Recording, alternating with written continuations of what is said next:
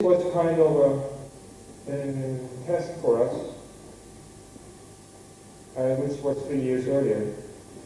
This picture is not taken of Cora and me. This is a good start of any expedition. Starts much earlier. This one started in 1929, and it is taken from the landing by the Norwegian expedition, again organized by the grandfather of the person who helped us this year. And they are reading the Occupation Act. Next one. We got together 5 people for that expedition. It was a smaller project, but we were more people in the management of the project. But you recognize the same 3 people, Erling, Cora, and me, also from the Bouvet project. Next slide. We got together at Christmas time. We then thought we had an agreement with the Norwegian government, which we got only at Christmas Eve. And that's why we're putting together antennas. We had only 1 week to prepare for all the equipment to be sent. 1 week. Next slide. And testing the antenna in the garden, Cora's place. Next. And in Japan, they very quickly got together a generator and some radio equipment. Next. And in New Zealand, they put together the beams, which we sent down from Japan. Next. And in New Zealand, this is Peter, ZL3 Golf Queen in the background, and his ex-wife Marie.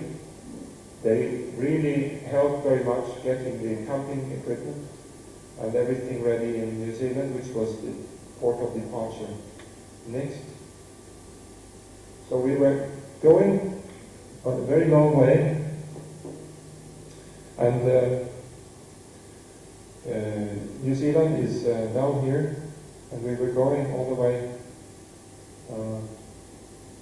to Peter the First Island, which is here. It was also 11 days, just as from South America to Bouvet Island. Again, you might ask, why did we not go from South America? Why did we not go from South Africa in the case of Bouvet? Well, there were good reasons for it. The Norwegian government did not want to go. The reason we went to Peter the First Island here was, in fact, the fact that the expedition ship had taken Monica Christensen in here. She was walking on ski to the South Pole, and the ship went back to New Zealand to change crew for the helicopter, and that's when we joined the ship. But the ship would go to Peter the First. It would later go to South America to let us off. It would go to Falkland Islands to fuel. It would go back to pick up Monica Christensen, coming back from the South Pole and going back to New Zealand. So that was the schedule of the ship. So we just had to follow. Next. Well, I think it's a famous picture.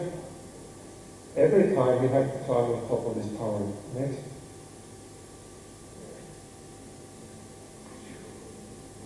Next. Coming closer to the Atlantic. This was not Christmas, this was in January. That's why there's nothing red on the table, on the bottles. But you can see this is in the middle of the ocean, and the glasses and the bottles are standing just like on this table here in the restaurant.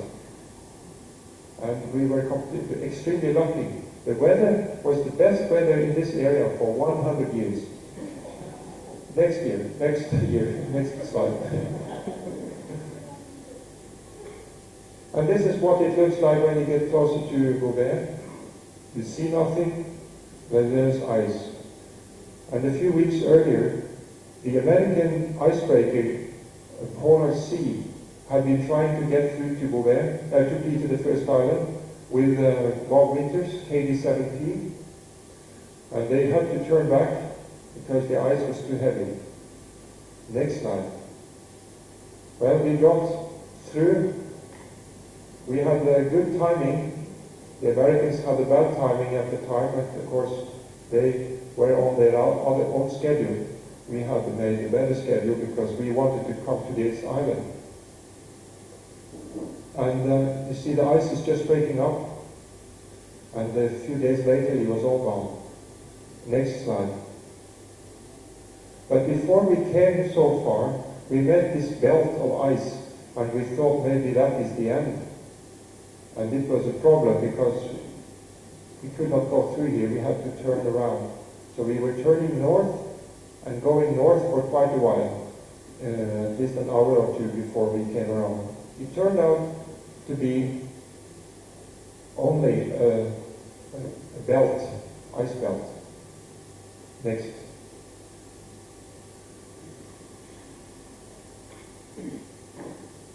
Well, the first view of the island, Peter the First, and there have been very few expeditions here. Even the Norwegian government had been here very often. In fact, they hadn't been here at all. And there was no map.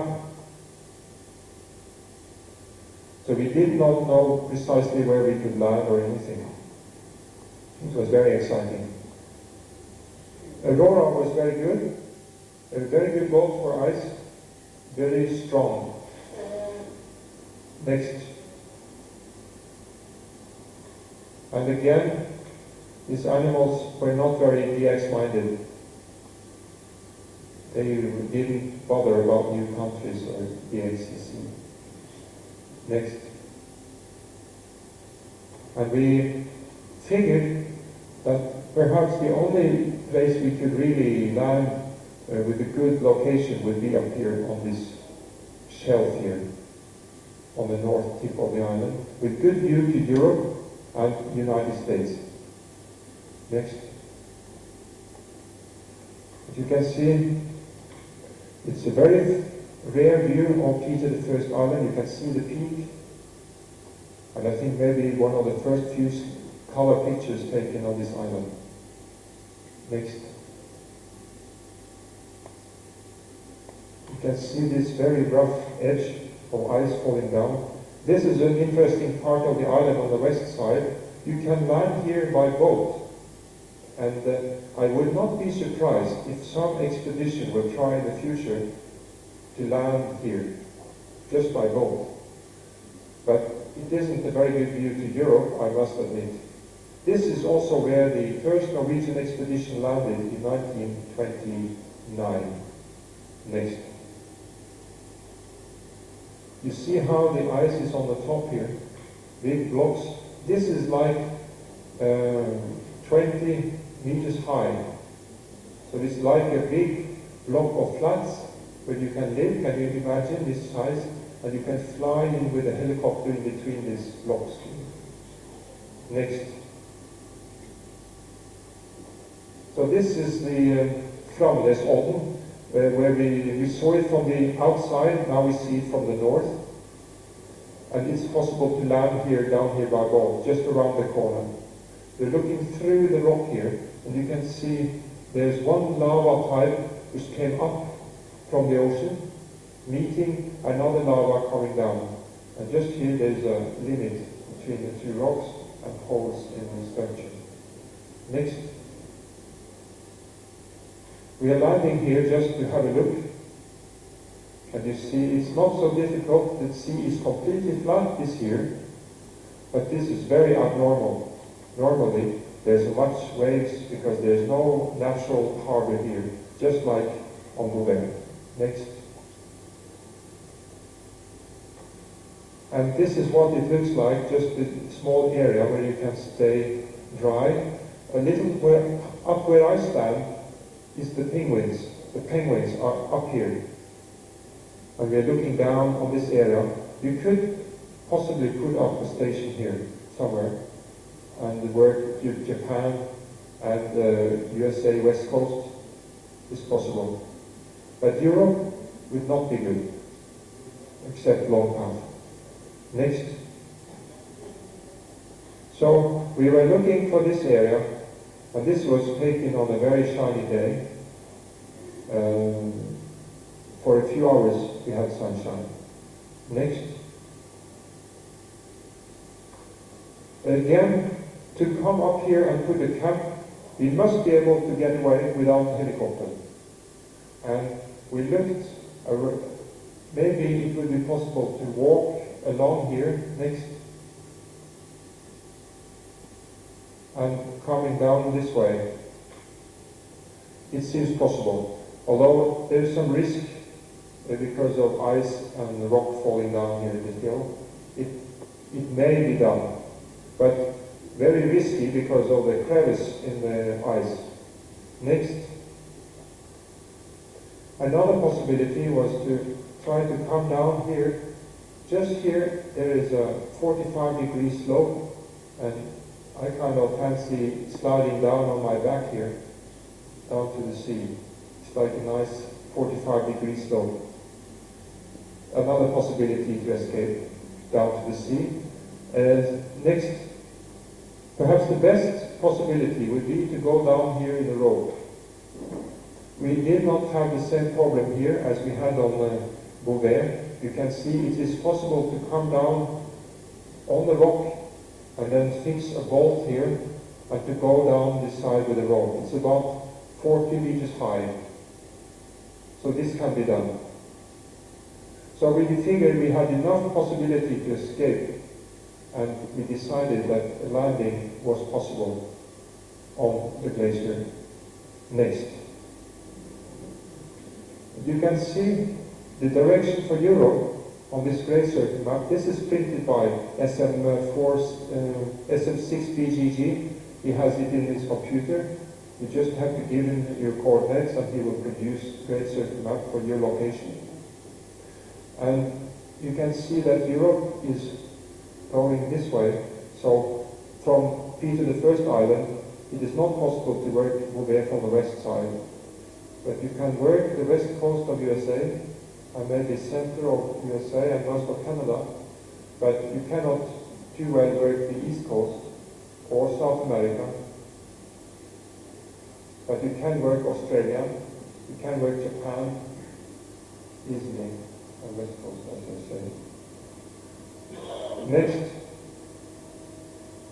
Well, we decided to land, and I'm again flying up as to get onto the island. Next. I'm flying past this rock here. This rock, you see, is about 50 meters high, and today there is a weather station there. It is just a passive, or not a passive, but it is a simple instrument which is placed there with its own batteries for 3 years lifetime and sending signals to a satellite in polar orbit. It is the IGOS system, which is a French invention. And they get these signals into Toulouse in France and then up to the Research Institute in Norway. Next. Well, we landed safely, Cora and I, and you see the weather isn't very good, but still there was not too much wind, and so we could do the landing, not too difficult. Next slide. And getting antennas and things. Next. We had the same problem here as we had previously, that the helicopter cannot pick up the fuel. So but here we used another method. We put the fuel on the iceberg. Next. And from the iceberg, the helicopter will pick it up. Next. And fly it into the island. You can see in the background here the icebergs. Some are maybe 5 kilometers long. Very big. They come up from the Antarctic, floating on the sea. Next. Well, we put up the first tent. This is a sleeping tent. And we put up some other tents, one for each station. Next slide. This is my tent coming up. Next. And the Norwegian Polar Research Institute starting to measure the island to make a new map. There was no map before. Kap Ingrid. This is called after the grandmother of the ship owner who helped us with the funding of the expedition. His grandmother's name is on that peak, and his grandfather's name is on the peak of the mountain behind us here. Next. And this is what the island looked before our expedition, and it looks like this now. We didn't change the shape, but we made the correct measurements. not I, but the people from the Norwegian Polar Research Institute. Next. Also, the island moved 6 kilometers on the map. I'm sorry, I've turned this upside down, but it shows you the antenna arrangement like you see before. Next. Yeah, you see the antennas coming up now, like you've seen before. It's the same method, the same antenna system we used on the next expedition. Next. Here it's coming up. Next. See, the weather is not very clear, but we can adjust the buttons and get it working. Next.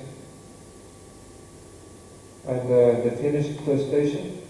We have one beam for each operator, and we have good verticals, button one for each.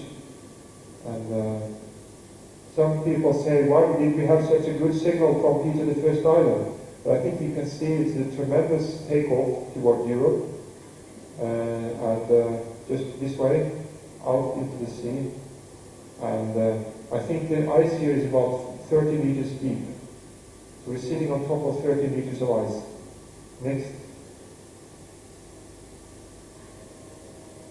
Next.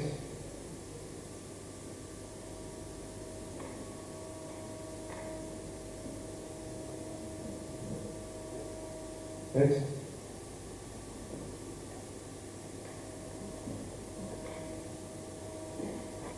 That's my tent, and you see a Kap Christensen in the background there, the Mount Christensen. This is named after the grandfather that I mentioned before. Next. I'm heating some water for the coffee. Corin is in action here. Next. But he was a bit tired after some 1,000 QSOs. Next. The same system we used on Bouvet for fuel, but we did not need so much. We only used 3 barrels, 2.5 on this expedition. Next. This was the Honda we used. It is about 2 or 3 kilowatts petrol. It's very reliable. We had no problem with it. We bought 2 more of these for this last expedition, and they were really very good. We also bought some other ones which are not so good. I will not mention where they came from, but I think it seems to me that Hondas are good. We have very little problems with them, and they did not pay me for saying so. It's only my own experience. Next slide. This is my own shack, a bit like the other one, with a great circle map hanging in from the roof. Next. Same equipment, always Icon, and the same RTPY equipment. You can see how the shack, where the shack stops. We have the shack, and then we have a small workshop and the kitchen. Next. We didn't need such a big workshop because we didn't have so many problems. This is the button with the ice on it. We have a very bad wet wind some nights, and you can see how it's really freezing. We cannot use the button with all the ice on the cords, so we have to take it away. Next. This is Corey in his tent. he had a problem because his tent was smaller than mine, and he was not able to sit up. He had to bend down to get his room for his head. And every hour he must go out of the tent and stretch his body. And everybody was wondering why he made always 5 minutes once every hour. But this was a problem in the beginning, but after a while, the ice or the snow under the tent was melting, and so he was sitting down and he had enough place for his head. Next. So he came better after a while and had some sleep too. So now he's working 4 minutes again. Next. You see the ice on the coils again. It's a cool place. Next. But it was nice and clean, as you can see, with snow everywhere. And that's how it looks with the transceiver on Peter the First Island. Next. It's a 751, as you see. We always use that because we like it. It's good for expeditions. And after about a week, you like to have a little cat wash. So I'm heating some water for that purpose. And you can see in the background the very large icebergs, between 5 and 10 kilometers long. Next. Next. This is looking toward USA to take off, right? Well, we have to leave the island after 10 days. 92. So just